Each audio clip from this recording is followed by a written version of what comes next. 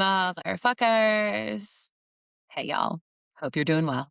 This month in the Patreon feed, we've been talking about romantic relationships, specifically what goes wrong immediately in them, connection addictions, the creepy science of attraction, and the pitfalls of the many types of types, which can layer on top of each other to create complex false realities that our minds prefer to the material one. There's too much detail to give you the rundown from these long-ass shows I've been putting out. So, without any delay, I offer you episode 1 of Dating in Dystopia: Dope Fiends and Chemical Romances. The danger of falling in love with ideas instead of people. Enjoy. Okay. All right. And this is it. On this consequential day, we begin talking, well, romance in the apocalypse, connecting in chaos, dating in dystopia. And being episode 1, where should we begin this thing? Looking around at the degraded life quality of several generations, the thing we probably all need to watch out for when we have less than fulfilling lives and we want to start relating again, I would say it's attachment as a dopamine string. Because when life isn't going great, that dope can become a chemical tether that holds you up, like the firm rope as you're scaling a mountain. You've fallen off the side, perhaps. Life has slipped away or is in a bit of a free fall. Maybe it's stagnant. You're sort of trapped and don't know how to get off this precarious placement until the weather shifts. Then a relationship comes along, or the idea of one, or the avoidance of the idea of one. We'll talk about it all. And it consumes your feel-good center. This is now the only thing supporting you from falling into depths of sadness, hopelessness, grief, boredom, existential terror. It's like a mental bungee that holds you in place, upright, above it all. It's something for the mind to look forward to, always, to rely on for a bump at all times. It's harsh to say that this relationship or idea of a relationship becomes a substitute for the unfulfillment in the rest of life. Maybe it's more accurate to say it's a drizzle on top of life that completely hides the flavor of the thing underneath, so it can carry a lot of off tastes while going unnoticed for a while. It fulfills enough of your important needs that the rest can then be ignored. The chemical high is sufficient to create a manic state that pushes those other concerns far away from the foreground of your vision. Meaning, right now, dating in dystopia, when everything is quite hard and basic needs are a struggle to meet, it's an elevated risk to become tethered to someone as a lifeline, or the idea of someone, or to be tethered to an idea that allows you to be connected to no one. All of this without noticing who that someone really is, or who you really are, or considering the impact that the attachment is having on your brain and your life. Because attachment? Yeah, I mean, whatever. We can talk about how it begins as a baby seeking social comfort. Our parents couldn't love us unconditionally or meet our needs, reflect our emotions back to us. We know. You can check out that past episode series. I think it was called Connection Addicts and Family Brain Hijinks for more information on that science. But as an adult, which is where we are now, the attachment pattern can be linked to conscious concerns and logical actions that are easier to work with. Overenthusiastic, hypervigilant, obsessive attachment. you can call it anxious if you want, comes down to discrepancy and deprivation. If we are alone, we don't have what we need to be happy. We are chemically deprived. If we're in a relationship, we estimate that there will be a huge discrepancy, a big change, and we shoot up on that theory. Over dismissive, aloof, protective attachment, you can call that avoidant if you'd like, is about imagined threats from ourselves or others and imagined comforts alone. If we're with someone, we estimate we don't have what we need to be happy or to make them happy and get trashed on that idea. So, in each case, it comes down to narratives and the stark contrast between life without and life imagined with that keeps us acting like love, relationship, sex, and connection addicts or lepers. Keywords being imagined with, because so much of attachment and the dopamine drop behind it is made up.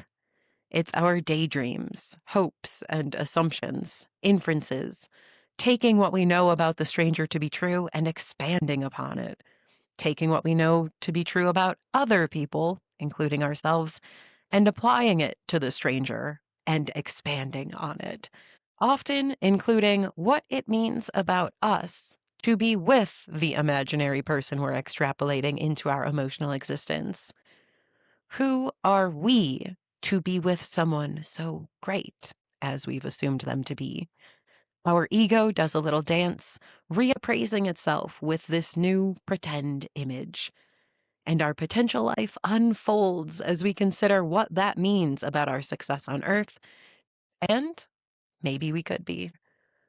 But we rely on stories, mental wanderings, and reasonable expectations and desired anticipations to hold us up safely, distance from whatever misery we usually live in, away from the emptiness, the darkness, the dank, moist underbelly of our emotional basements, the hunger, the deprivation states. We need a lifeline. We meet someone and we make one. So the reality of who they are isn't usually what we're feasting on, satiating ourselves with, filling our minds, hearts, and genitals. That's why almost everyone gets out of a relationship and has some recalculating to do about who they were with and why the fuck. What were they seeing? What were they focusing on and not seeing? What was being explained away? Because the story was better than the truth. The mind, unconsciously, chose the more rewarding option. The dopamine string that feeds the brain little bites of congratulations every time it interacts with the real or imagined person. A text message or face-to-face or intimate exchange is awesome. It makes your head very happy when otherwise it could be 24/7 lamentations. But so is a completely falsified daydream about the person, your next interaction, your future, all the vacations you might go on, what people will think of you as a couple, and maybe all the way into family rearing and old age. The mind is also plenty happy to gobble those dope nuggets up as if they are based on real facts, because it doesn't know any better. Our brains do not know the difference between what we observe or what we think we've observed and what we hope we will observe. When we entertain these thoughts, they are all equally real to the brain. And it feels so fucking good to self-stimulate like this to a brain that is otherwise quite depleted of feeling good in times that are designed to make it feel quite awful about itself. It's emotional masturbation. And that is what drives attachment. Taking a tiny bit of inspiration from the outside world and self-stimulating with it in the mind to elicit pleasurable emotions in the body. It's stroking one out with no hands, no social damnings, creating fantasies that please the mind while they tell the brain, "You're doing a great job. Keep this up. This is working. This is what success feels like," thanks to those chemicals. So that we start to associate the person or idea of the person with success, with safety, with self validation. And really do consider the phrase self stimulation that we're talking about here from a psychological framework. We are bolstering our own idea of us in the human world. Through imagined relationships, we are mythologizing our futures and imagining how we will appear, who we will become.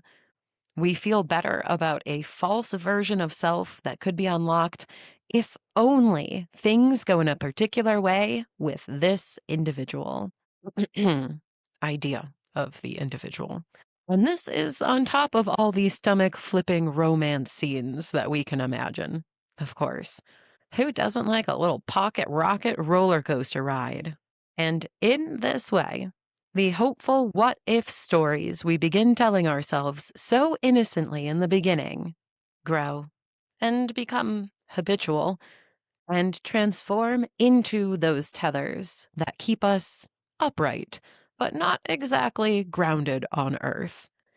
Chemical rips from imagining the present and future become coping measures, but really more like crutches. Our relationship daydreams start to have more functionality in supporting our minds, our moods, our performance on earth than we realize. And then we must achieve what we've been tricking ourselves into believing was already happening. Or else we have to suffer a true loss, a grief response when those things don't happen, as if they are real, as if they're promised events or materials belonging to us that are slipping through our fingers, rendering us alone and failed and destroyed out of nowhere, when, in fact, none of those things ever were real to be lost. Nothing has slipped through our fingers. Only hope. Only the dope, which unfortunately makes it feel like everything is destroyed and pointless. The thing is, and I'm sure we've heard this all before, falling for the idea of someone does not work. And attachment is a lot of ideating upon what can be very little, very trivial information. Being attached is really not too far from having a crush, being in relationship with the fantasy of someone you barely know. A flame is suddenly ignited inside of you. Your heart is lifted. There's a reason to sing. Again, it's the drugs. It's nice, but it's the wrong pattern of thinking and feeling to perpetuate if you don't want to be anxiously aid. One, emotional masturbation, translates into the other. The consistent, persistent attention and processing, predicting and anticipating is taking place just at different stages of knowing one another. One feels good because it's only full of promise and hope. The other feels quite bad because now you do actually have something to lose. Some real, material, and time. Skin in the game. We do not want to start self-stimulating about people unless we want to be ruminating about them later. But figure, this had survival utility at one point. It's not like your fault if this is what your brain defaults to doing. It doesn't make you a creep. It makes you someone who survived unsatiating times that were probably quite a drag, especially when life is otherwise bleak, boring, emotionally unfulfilling. We learn to dope up with fantasy escapism. and it begins early and might become a lifelong habit that helped get through rough childhoods and adolescences, but now it stops us from making the changes that we really need to. So, as a kid, did you daydream? Have a fake life that you pretended to live out? Or begin romantic fantasizing early on? Well, it continues in adulthood. Maybe not always, but at times it tends to return, especially when it gets jump started by something enticing or a life that is especially unenticing and needs a little fucking spice. Like manna from the sky, but the sky is your brain. Self stimulating for a dope snack feeds you when the world does not.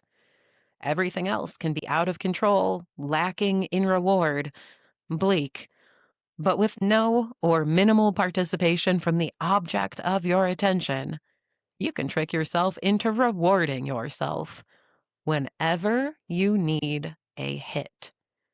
And it can sustain you like a high functioning coping skill, filling the stomach void, scratching an itch inside of you, nourishing you like water after a mighty thirst, giving you a reason to get up every day. This is how we can end up being love addicts, or the idea of love addicts, delusion addicts, limerincers, heart dopers, comically tragic, anxious attachers. And I know, talking about love and sex addiction makes some people roll eyes, but think about it this way. How powerful can this reliance on self stimulating emotional masturbation, dopamine, get? Well, it can be self rewarding enough that a person will literally lose sleep, stop eating, stop talking to other people or doing things that they enjoy, preferring the brain drops from making up stories about a person or situation instead. Like cocaine addicted rats, we hit that lever, delivering ourselves a bite of pleasure over and over again. In a way, it is brilliant. It's adaptable. And also, it comes with the negative repercussions of our brain believing that the story is real, firstly, so we can actually be heartbroken by a situation that never happened, by a person that we do not or barely know. We construct false realities that feel as real as anything else when they end. That kind of sucks. Also, setting ourselves up for failure, even if the relationship is real. Secondly, because you know who knows your most intimate needs, wants, desires, fantasies? You do. You make the perfect version of your perfect partner mentally. They cannot achieve this innate knowledge that you feel in your bones and do not even have to speak aloud in actuality. Setting them up to fail, to be disappointing, setting every person up to be disappointing. And thirdly, if you are serving the best version of them to yourself on a mental platter all day, every day, whenever you're a little low or unoccupied, looking for a bump, is that special someone else ever going to be able to compete with that degree of deliverance so that they're not disappointing? That consistency, that on demandness, the accuracy and never ickness of you generating your own thoughts to get off on. No, that is impossible. So, by imagining our best versions of romance, we destroy the possibility that any romance or romantic partner will ever be good enough.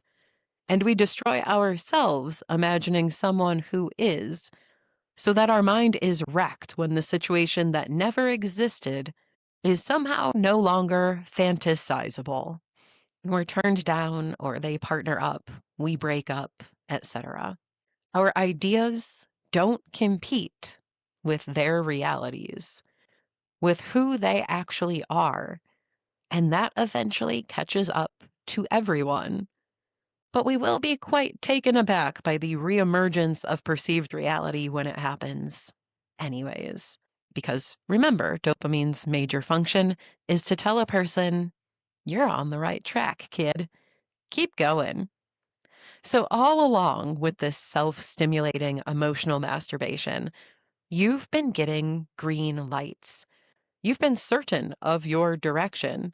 Then, suddenly, that constant feeling of, I'm doing okay, I am okay, I'm succeeding, things are good, that you are creating for yourself is lost without warning. All self confidence that you were falsely generating that kept you feeling stable and secure, excited, and maybe even happy for a while is gone. The ability to text someone for a hit on if it has been a real relationship, gone. That capacity to dream up another fantastic scenario when they're not reachable and still elicit the same pleasing internal response, it's over. The tether, the dopamine string, process of convincing our brains to convince our minds that we done good so we can always feel good disappears. We are, in fact, only ourselves in our circumstances again. We plummet back down to the life that we were avoiding, that we were hovering above, leaving the individual feeling empty, unable to find anything rewarding through behavioral attempts, unable to find anything rewarding in their mind, except maybe dreaming of getting back together with the person or dreaming of getting back at them, or just swapping them out with a new face entirely and finding a new object of attachment to maintain that dopamine addiction. But assuming that doesn't happen, of course, yeah, heartbreak is linked with depression, obviously. We lose our boo, our love interest. We lose our fix, the drug that was supporting us through existing, numbing some of the pain, rewarding us for both our real and fake encounters. Think about how powerful that truly is to have on hand. This opiate on demand suddenly disappears, as though the morphine line has been ripped out of our arm. And the cold, hard reality of life, sober and alone, bored and riddled with feelings, or passively slipping back into a cold, unpleasant numbness, returns. Oh, yeah. That's what I was doing before I dreamed up some alternate reality that relied entirely on this person, whom I probably don't actually know very well, or maybe even like very much. Yeah, it feels pathetic afterwards to realize that you created an illusion.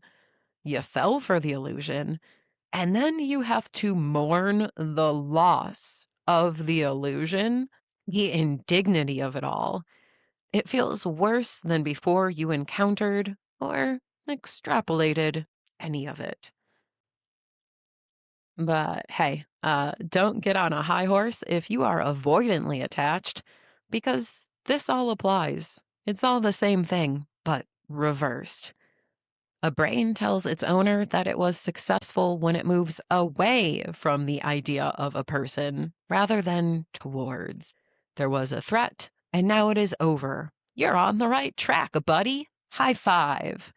With avoidant attachment, doped up stories are still being told, but they flip into negatives. The drug is released when the danger of this falsified person has been neutralized, removed. In behavioral science, it's just negative reinforcement. Being alone is correct. It is safe, a person feels, because the mind imagined a risk. And then the brain believed it to be real, hitting itself with that sweet D in response. And that story holds up the brain beholder similarly, like a tether from the sky, so that they don't have to tread in material reality either. every time they disconnect from someone or the idea of someone. Some of us get ourselves off thinking about being together. Some of us, it's moving apart. So, attachment comes down to doping, self-stimulating with the mind by tricking the brain into releasing chemicals for us to subsist on when our real circumstances are not filling us, when healthy relationships are not within reach or do not provide the same dopamine feedback because we've not learned to associate those patterns with positive outcomes. It's problematic because we reward ourselves for unhealthy relating behaviors and treatments in line with all the other unhealthy behaviors and treatments that we've received before and falsely categorized as care. Our idea of love, validation, and care can be locked up in those stories that we told ourselves back then and continue to tell now, i.e., big dramatic love displays after a drag out fight. Goosh. But no, really, a terrible thing to tell ourselves is the goal. And it's problematic because doping with emotional masturbation encourages us to spend more time with our stories of hope or terror than with the person in question, which is a constraint of physical reality, also, right? We can't possibly spend as much time with another human as we can spend in our own brains, during which we might be flicking our emotional beans continually. So the stories are predetermined, unavoidable, spontaneous products of the condition that we are two separate people with endogenous opiate labs relating to each other on a physical plane that otherwise keeps us apart. We have more contact with the mind than with any other human, and therefore our ideas about them tend to dominate. It's kind of not anyone's fault. It's the cosmic joke of being bound by meat in time-space. But in both cases, anxious or avoidant, our minds make up a reality, a daydream, and our brains tell us that it is correct with drugs, and then give us a knuckle pound for being correct that makes us exponentially more likely to try to be correct that way again in the future, creating a habit or an addiction. Self-stimulating is a habitual confirmation bias and self-congratulations pattern with little regard for checking stories against facts. And if we did, we would still just see what we wanted to see anyways. The confirmation bias and limitations of perspectives that gate our perceptions endure.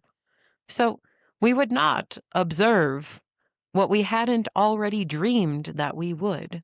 And in this way, we end up with jackasses and cunt waffles, seeing none of it until it's too late and being shocked at what we notice afterwards that was in front of us all along. A problem, they call it. It's also problematic because to connect, we have to disconnect. Relationship is both. We, as we just described, have to be separate from each other because we are. To be persons ourselves, we have to be away. And then we have to reunite, reconnect to bring those two persons together. That is a relationship, not this muddied, constant, we breathe together bullshit. That is merging or enmeshing, not relating. We have to ebb and flow as two distinct beings come together and move apart to be in relationship. If we're avoidant, obviously we are not reconnecting. Oh, we'll move apart.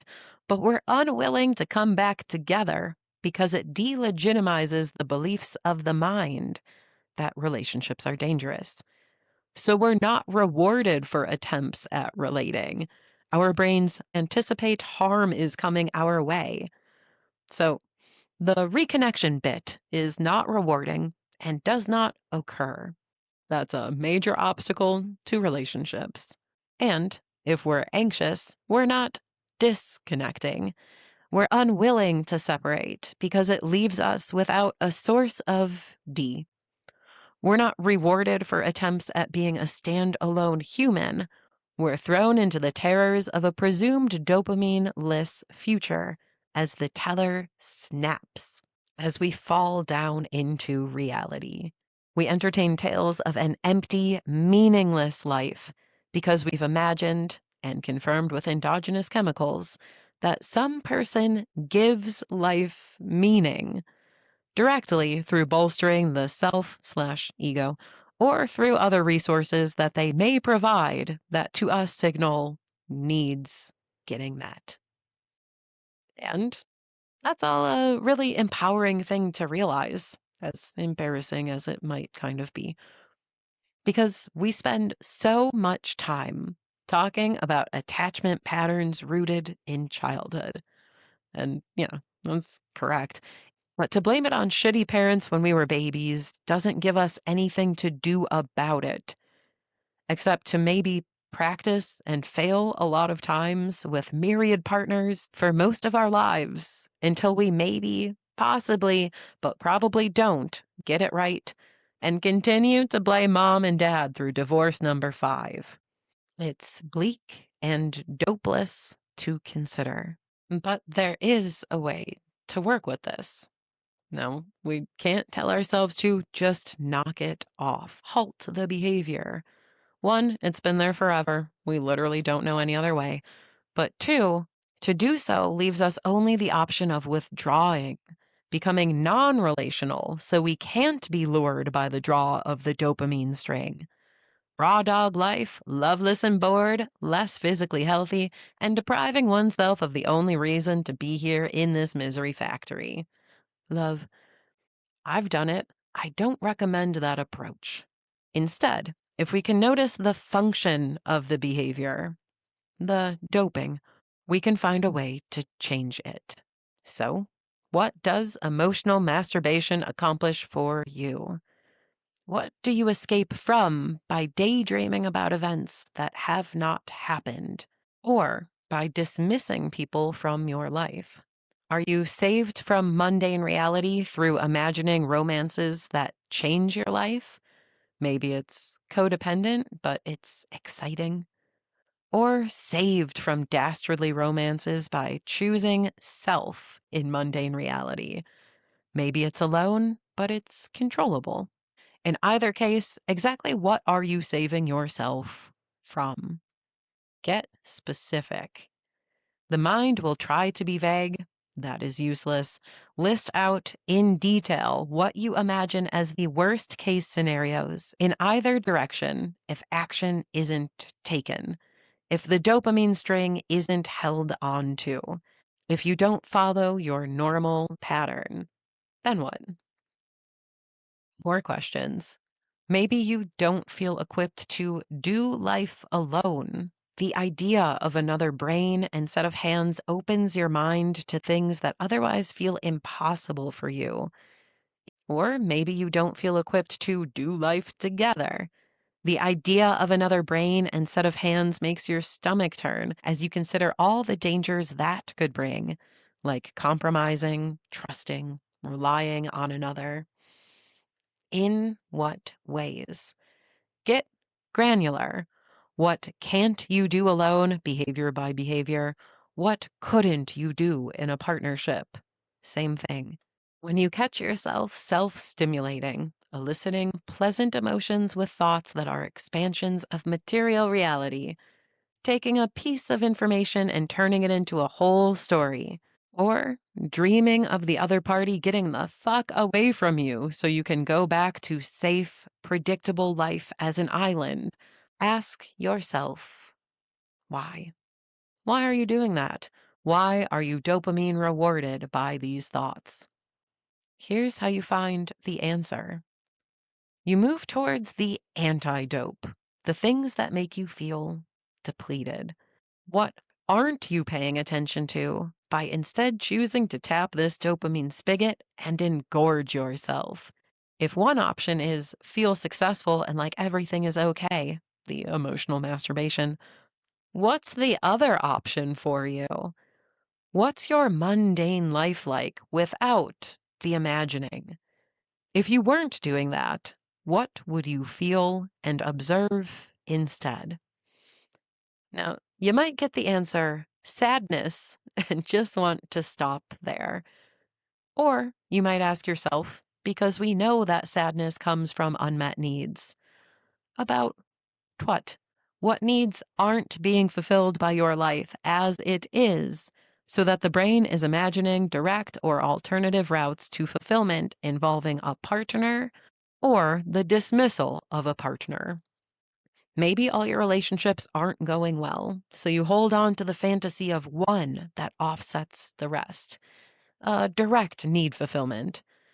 Or maybe work isn't going well, so you latch on to the idea of a relationship to get needs filled another way, an indirect, kind of secondary fulfillment.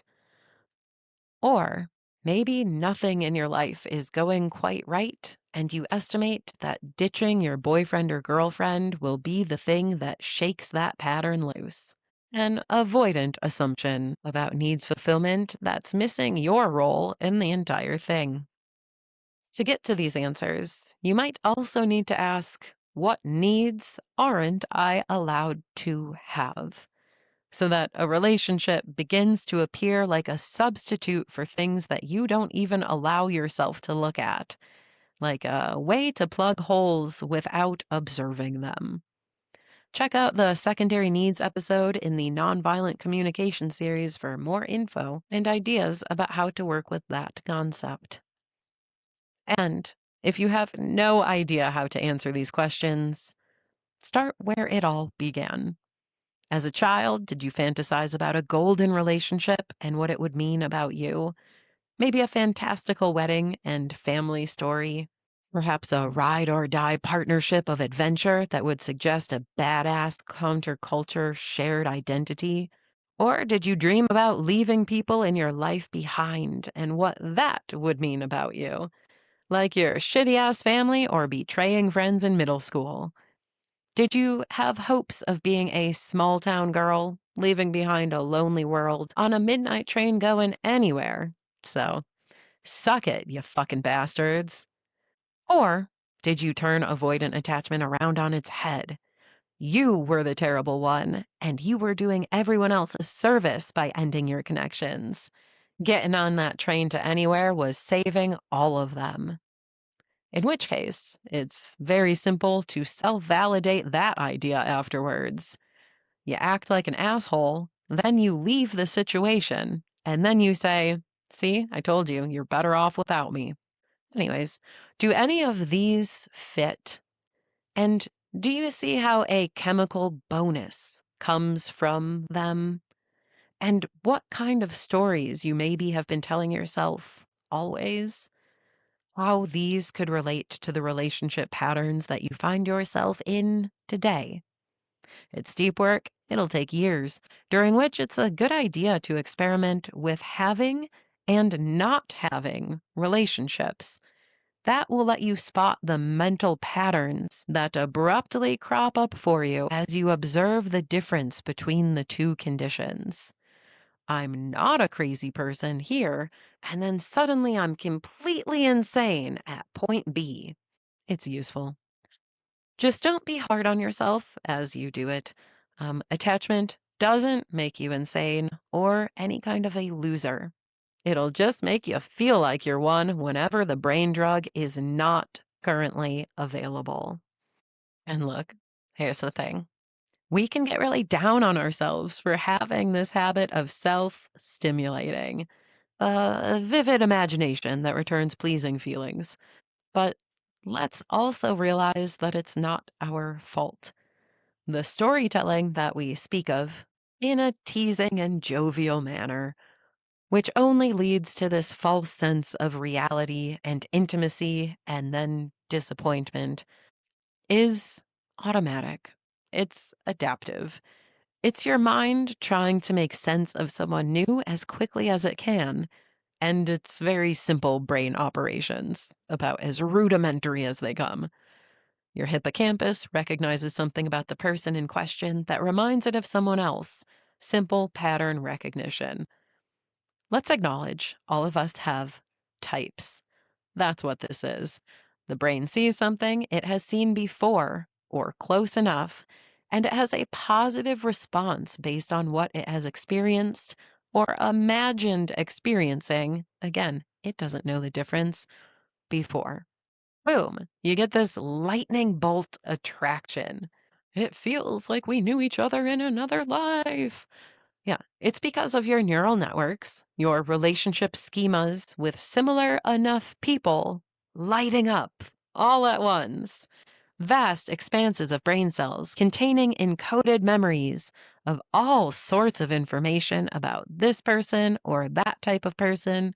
Memories and fantasies, ideas and dangers get powered up at the same time. A flood of nostalgia, emotions, unfulfilled hopes, and ideas about who you will be if you are with this type of person come tsunamiing your insides. It is stimulating. It's information overload. And in this moment, immediately, your mind has already started lying to you about this person, creating lies with you about this person. Because this guy or gal has some similar characteristics to so and so. They have now been copy pasted into the story about so and so, and all of the so and so's that have come before. Some unrelated humans that have no bearing on what the future holds with this new one. And it is not you doing this, jumping from A to Z. So no shame spirals about being pathetic or silly if you're suddenly imagining vacations and wedding proposals. That's not it. It's not you. It is the immediate reaction of the brain trying to make sense of this new person and the hootenanny of your neural networks filling your head with what could be, but is not, relevant information. From there, from this immediate reaction, you are doomed to make assumptions and guesses and hopeful wishes about this individual because you are not neutrally observing them. You are not taking them in as novel information. You are involuntarily observing them through the past.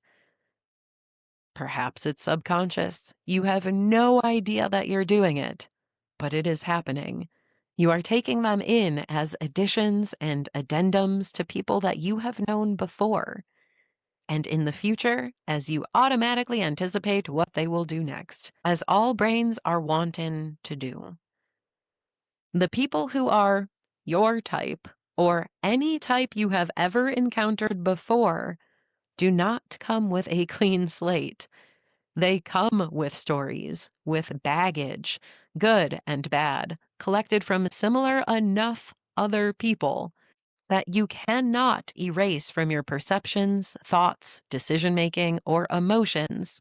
No matter how hard you consciously try, it happens so fast in that first meeting or viewing, and it can make you feel immature, embarrassing, humiliated, to realize that you've maybe been living in a literal teenage fantasy, but middle-aged, that led you into making regrettable decisions and or re-experiencing the same heartache again. Which brings me to my next point, and maybe the biggest of them. Speaking of dopamine strings or streams and the disappointing nature of reality, doesn't this mean our romantic stories and attachments are actually more pleasing to us than real relationships? Considering it from a neurobiological and behavioral standpoint, yeah. As far as consistency and likelihood of being rewarded with inner chemicals goes, the reinforcement schedule at hand, emotional masturbation is our best bet and the thing that will capture the most of our attention. And therefore, doesn't that incentivize us to keep our relationships somewhat imaginary so we never can be disappointed? And therefore, aren't we essentially all most doped up, best mooded, most rewarded via a series of limerances, imaginary partnerships, parasocial relationships, and therefore, isn't it extra super convenient that we can do this now 24/7, 365 with people we can view and solely communicate with through our phones, keeping real relationships at an arm's length while they appear very intimate and we make up stories in our heads to fill in all the gaps? And therefore, aren't we all, when we go out dating, competing with not only every other person on every other app and in real life, but also every other person on the whole internet and the wildest dreams of anyone that we're communicating with? Every date that you attend, figure that the other party has a guaranteed lay in their back pocket in case things do not work out. It's imaginary, but it'll still get the job done more efficiently or effectively than anyone else can. And actually, even if things do work out, the phone can please this person in ways that you'll never match because at all times of every day, it's available. And at all times of every day, it is custom tailored to the deepest fantasies and wishes of this individual. So, yeah, they might actually, neurobiologically, probably prefer their phone. Not because you are inferior, because the people on the phone can be 1% real on Instagram, 99% imagined in the noggin of the person that you're sitting across, in the mind that you're desperately trying to get to know, in the mind that is saying that it is also trying to get to know you. And doesn't that whole thing say a lot about the global loneliness epidemic and difficulty in partnering down? The paradigm of having access to too great a selection of real people to settle down and pick one causes some people to never settle or pick anyone. And we have all learned to self stimulate 1000% enabled by our phones, including through fake internet relationships that we can carry with us whenever we need a bump of darling dopamine. We have all learned real relationships, no, hard, unpredictable, painful. Fucking around on a screen all day, looking at people that we don't really know, even if in real life we supposedly do. No, that's awesome. That's easy, painless, makes the time go down real smooth. And these self stimulating, slightly or entirely parasocial relationships are highly compatible with phone doping in every other way as well. They're synchronistic behaviors, creating that continual morphine drip. Why have a needy, distracting, sometimes upsetting or absent girlfriend or boyfriend at all, which takes you away from the dope device, when you can just get all your fixes in one place, on the dope device, and in your own mind? And, only sort of realize that you're living in a dream while you do it.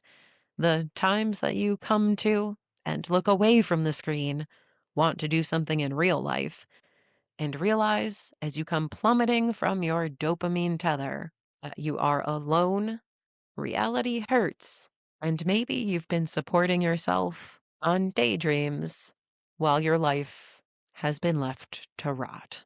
Then you'll probably find that's horrifically sad and return back to the screen again.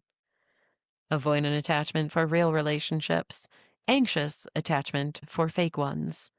Thanks to the dopamine string. It is the reality of trying to connect in our modern, hellish times. So, talk about dating in dystopia. Our species is literally competing with ones and zeros and losing. It's no wonder that there are serial app users who say they want a relationship, but actually just keep swiping preferentially, creating the dopamine string with every stranger that they do or don't exchange a meaningless conversation with on Bumble. Or people who ruin it all for parasocial traps, following people they should not on Instagram or subscribing to OnlyFans. Or that there are folks who choose games over girlfriends or boyfriends. We no longer need to seek social opportunities the way that we once did because we are no longer bored and alone, miserable with ourselves without other people. We have continual dope distractions. And even when we are bored and alone without other people, we can still go analog and convince our brains otherwise, based only on our thoughts.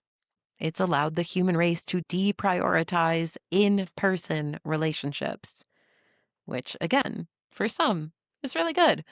We're not locked into geographic locations or bad relationships.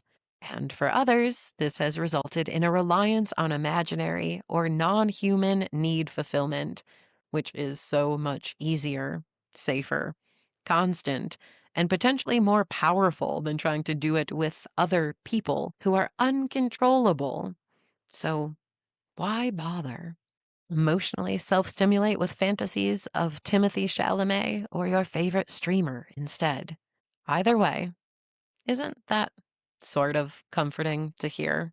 Overall, it's not you.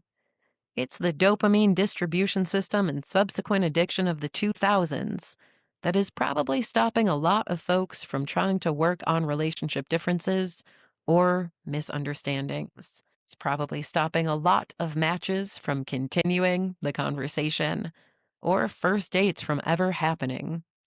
And it's all because the stories and success chemicals are so free flowing, so powerful, so unquestionable and riskless that bioscientifically and logically speaking, why would a brain choose real, threatening, potentially unfulfilling humans over the guarantee of pleasure through digital and mental self stimulation that produces a similar or better emotional dopamine result? It wouldn't. Take a little solace in hearing that and applying it to so many of life's greatest, wait, what? Where the fuck did they go? Mysteries. It's as impersonal and not about you as possible. It's about stories, imaginings that have nothing to do with you, that feel really good for them, even if the other party thinks that they're all about you.